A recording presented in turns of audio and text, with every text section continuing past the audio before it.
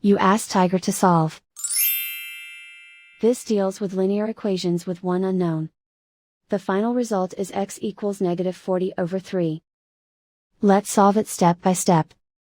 Group all x terms on the left side of the equation. Subtract 8x from both sides. Group like terms. Simplify the arithmetic.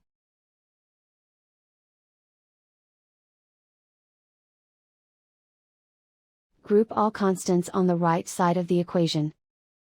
Add 40 to both sides. Simplify the arithmetic.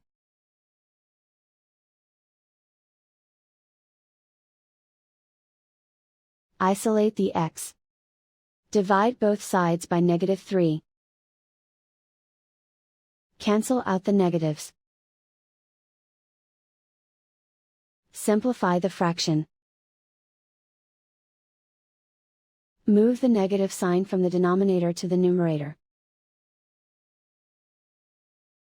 And so the final result is x equals -40/3.